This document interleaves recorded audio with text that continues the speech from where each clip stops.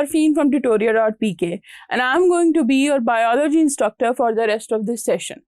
और आज हम बात करेंगे आपकी बुक के 13th चैप्टर की, that is numbered as chapter number 26 in your book and the title is biotechnology.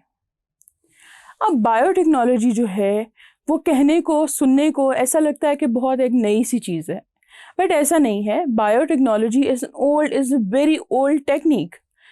इंसान ने जब चीज़ों को समझना शुरू किया और उस चीज़ों को अपने यूज़ के लिए इफ़ेक्टिव तरीके से इस्तेमाल करना शुरू किया, तब से इंसान जो है वो बायोटेक्नोलॉजी को एम्प्लॉय कर रहा है। जब इंसान ने दूध से दही बनाया, जब वाइन या जो है अल्कोहल जो है फर्मेंटेशन की गई, तो ये सारी चीज़ें जो हैं बेसिकली ये आती हैं बायोटेक्नोलॉजी के कैटेगरी के अंदर।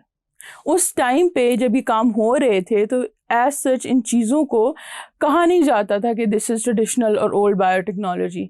बट जब बाद में ओवर टाइम ये एक फील्ड ऑफ स्टडी जो है ये पूरी डेवलप हुई, तो ये रियलाइज़ किया गया कि जब दही बनाया जाता है, योगर्ट बनाया जाता है, तो उसमें भी कोई कल्चर यूज़ होता है, उसमें बैक्टीरियल कल्चर जो यूज़ होता है, दैट इम्प्लाइज कि we are using a living being for our own benefit. या जब हम फर्मेंटेशन कर रहे होते हैं, अल्कोहल फर्मेंटेशन हो रही होती है, उसमें भी अगर यीस्ट यूज़ हो रहा है तो वो भी एक लिविंग बीइंग है that we are employing for our own benefit. उसके साथ अगर ब्रेड बन रही है और ब्रेड में भी हम यीस्ट का इस्तेमाल करें तो that also is a part of biotechnology.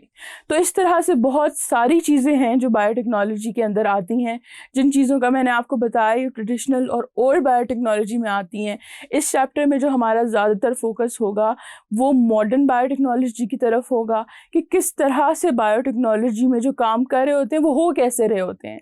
काफ़ी सारी मोलेक्युलर टेक्निक्स हैं जो हम इस चैप्टर में स्टडी करेंगे और उनको देखेंगे कि वो किस तरह से की जाती हैं और हम उनसे क्या बेनिफिट हासिल कर सकते हैं। अब अगर हम बायोटेक्नोलॉजी को एग्जैक्टली डिफाइन करना चाहें तो biotechnology is the application of biology and biological concepts to science and engineering for the welfare of mankind, कि हम मैनकाइंड के वेलफेयर के लिए उसको एम्प्लॉय कर रहे होते हैं। और यूजुअली हम इसमें कोई ना कोई जो है माइक्रो ऑर्गेनिजम्स का यूज़ हो रहा होता है। जो मॉलिक्यूलर टेक्निक्स हैं उसमें हमारा फोकस जो है ज़्यादातर वो जो है जीन्स वगैरह या बहुत माइन्यूट मिनिस्क्यूल लेवल पे जा रहा होता है कि हम किस तरह जेनेटिक या मॉलिक्यूलर लेवल पे जाके चीज़ों को मैनिपुलेट कर रहे होते हैं। अब जितने मिनिस्क्यूल लेवल पे हम बात कर रहे होते हैं चीज़ों को अल्टर करने की, चेंज करने की, उसको हम कह रहे होते हैं जेनेटिक इंजीनियरिंग। यानी मैनिपुलेशन और alteration in genetic material of an organism is called genetic engineering, कि हम उसके पूरे जीनोम को इंजीनियर कर रहे हैं, उसमें कोई चेंज ला रहे हैं, कुछ ऐड कर रहे हैं या कुछ रिमूव कर रहे हैं।